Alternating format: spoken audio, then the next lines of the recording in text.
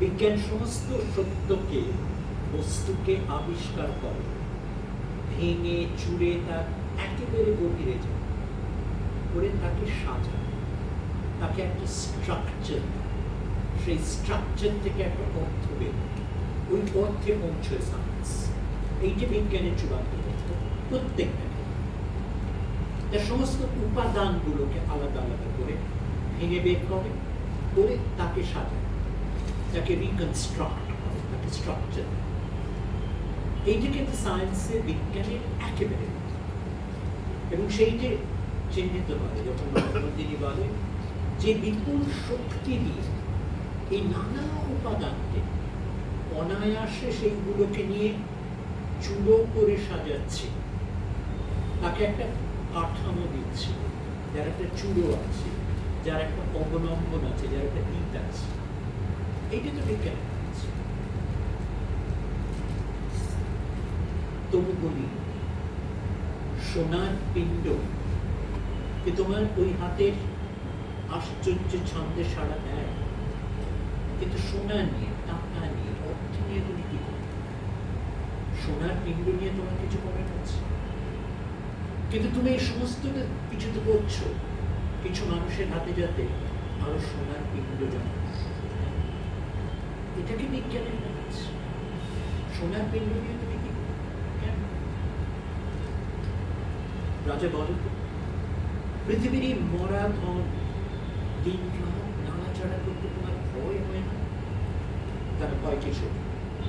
পৃথিবী আপনার প্রাণের জিনিস আপনি খুশি হয়ে দেয়, কিন্তু যখন তার বুক ছিটে মরা হাড়গুলোকে ঐশ্বর্য বলে ছিনিয়ে নিয়ে এসো, তখন অন্ধকার থেকে একটা কানা রাক্ষসের অভিসম্পাদ নিয়ে এসো।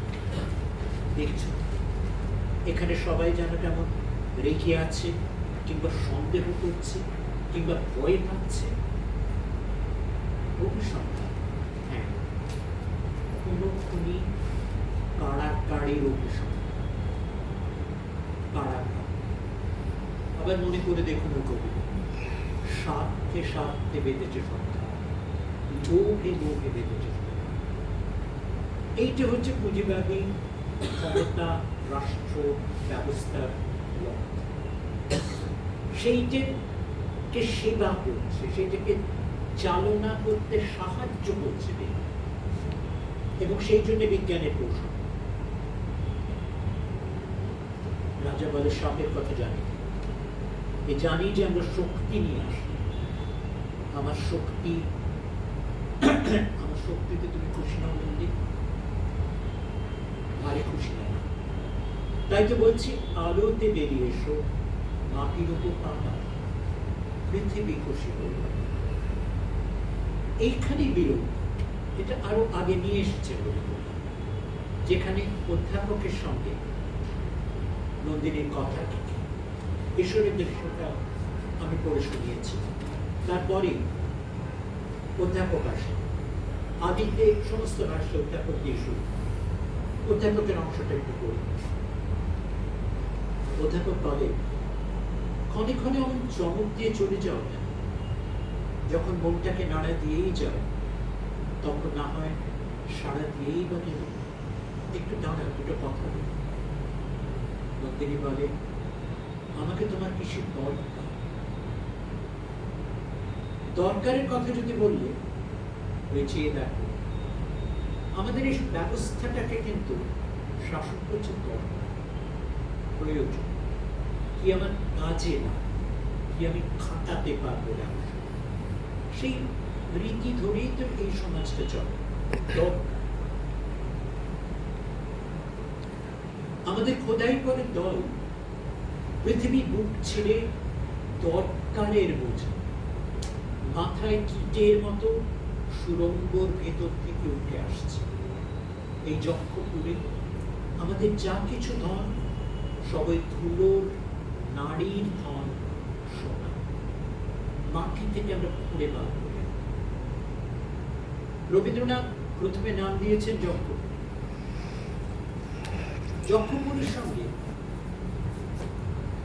দুটো মানে জড়িয়ে আছে বাঙালি চেতনাগত, একটা যক্ষ যে অর্থ এবং সঞ্চয়ের দেবতা বা শক্তি, আরেকটা কিন্তু বাঙালি সংস্কারের যক্ষেত্র, অর্থাৎ জমানো টাকায়, আমার সঞ্চিত টাকা যাতে কেউ লোভ করে হাত না নিতে পারে, তাকে ভয় দেখানোর জন্য, ওটাকে সুরক্ষিত করার জন্য এক শিশুকে বধ করে তার কঙ্কাল ওইখানে, যাতে মানুষ ভয়ে, সংস্কারের ভয় না, অর্থাৎ সঞ্চয় নির্মম ভয়ে দেখে ত্রাস সৃষ্টি করে আমার সঞ্চিত ধনকে না।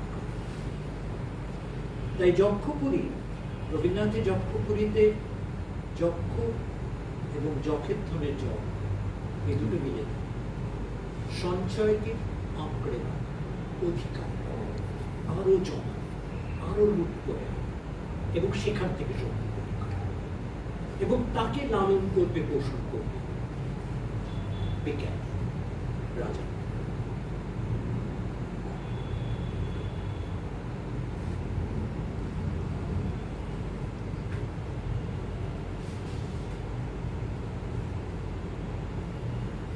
অধ্যাপক বলে আমাদের মরা ধনের প্রেতের যেমন ভয়ঙ্কর শক্তি, আমাদের মানুষ ছাঁকা রাজারও তেমনি ভয়ঙ্কর শক্তি।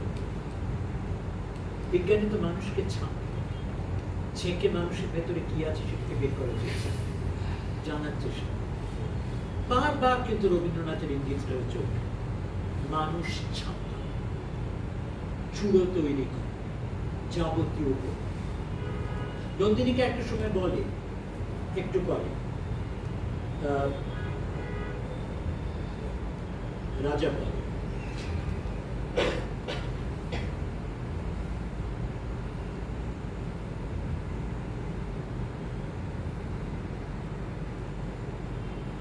নন্দিনী তুমি কি জানো তোমাকেও রূপের মায়ার আড়ালে বিধাতা অপরূপ করে রেখেছে, তার মধ্যে থেকে ছিনিয়ে তোমাকে আমার মুঠোর ভেতর পেতে চাচ্ছি, কিছুতেই ধরতে পারছি।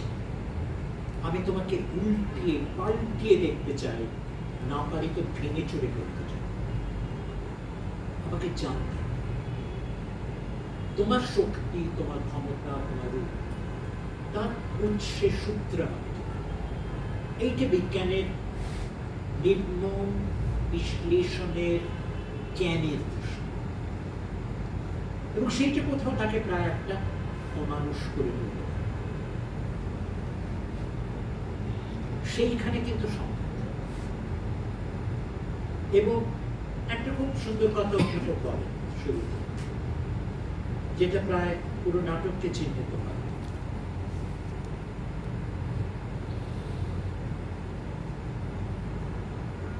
সকালে, অধ্যাপক বলেন, সকালে ফুলের বনে যে আলো আসে তাতে বিস্ময় নেই, কিন্তু পাকা দেয়ালে ফাটল দিয়ে যে আলো আসে সে আরেক। একটা পাকা দেয়াল তৈরি করা হচ্ছে বিজ্ঞান দিয়ে, আইন দিয়ে, নানা নিয়ম কানুন দিয়ে, সংবিধান দিয়ে আমরা সবকিছুকে বেঁধে ফেলেছি দেয়াল দেয়াল দেয়াল।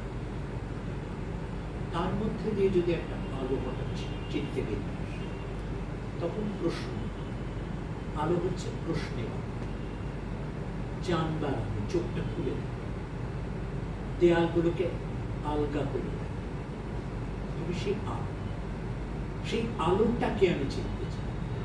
অধ্যাপক হচ্ছেন বুদ্ধিজীবী, তিনি ওইটাকে ধরছেন যে এটাকে আমি বুঝতে পারছি, এই ব্যবস্থাটাকে আমি বুঝতে পারছি, কিন্তু এখান থেকে বেরোবার সেই সম্ভাবনাটা, সেই আলোটা হচ্ছে সেইটা কোথাও তোমার মধ্যে আছে, কারণ তুমি এই ব্যবস্থাটাকে মানো, এই ব্যবস্থাটাকে পরোয়া করো।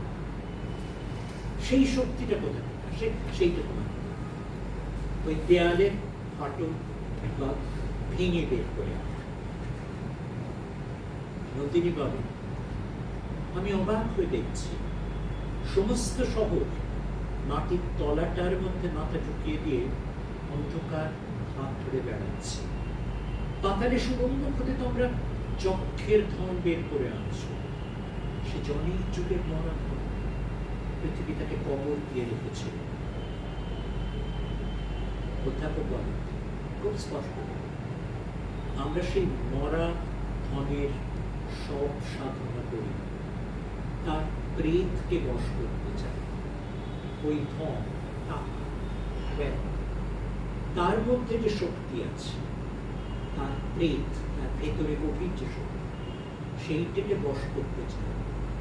সোনার তালের তাল বেতাল, অর্থাৎ টাকা তাল বেতাল কতভাবে কিভাবে খেলানো যায়, খাটানো যায়, তাল বেতাল। এইটাকে মাপতে পারলে পৃথিবীকে পাবো উঠো। পুঁজির হাতে কিন্তু পৃথিবীর দখলটা নেই।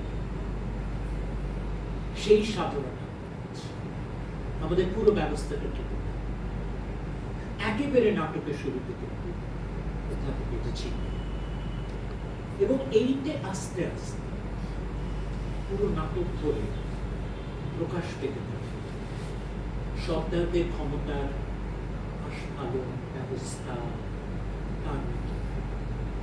যাতে রাজার কোনো অংশ, এবং যখন মানুষের সম্পর্ক এই ব্যবস্থাটার বাইরে, এই ব্যবস্থাটার পরিপন্থী, এই ব্যবস্থাটার বিরুদ্ধে, এই ব্যবস্থাটাকে অস্বীকার, কিশোর, বিশু, নন্দিনী, রঞ্জনী, এই সম্পর্কের একটা বলয় তৈরি, সেইটিকে মানব। কারণ ওইখানে বিরোধ বা বিপ্লবের বীজ সেটা উক্ত হচ্ছে, আর তার সঙ্গে জড়িয়ে আছে কিন্তু ওই রক্তকরণ। অর্থাৎ যদি মাটিটাকে খুঁড়ে ফেলা হয় সোনা তোলার জন্য, অথচ পদার্থ তোলার জন্য, মাটিতে গাছ গজায়, কিন্তু জঞ্জালগুলো যেখানে জমা হয়েছে সেখানে তো মাটি আছে না, করতে গিয়ে যে মাটি তুলেছে সেইটাই জঞ্জাল। সেই মাটিতে কোথাও ওই একটা বীজ থেকে গেছিল, ওই জঞ্জালের একটা কোণে, তাই ওই একটা রক্তকরণী, একটা প্রায় বিদ্রোহের শিখার মতো বেঁচে থাকে, যেটা এই দুটো ছবির মধ্যে গগনেন্দ্রনাথের, বিশেষ করে ইংরেজি ছবিটা, যেখানে দুরন্ত উচ্ছ্বাসে প্রায় গাছটা ওই বাড়িগুলোকে ঢেকে দেবে, স্ট্রাকচারগুলোকে ঢেকে, তার বিরুদ্ধে তাই লড়াই, এবং সেই লড়াই শহীদ হয় কিশোর, রঞ্জন, নন্দিনী।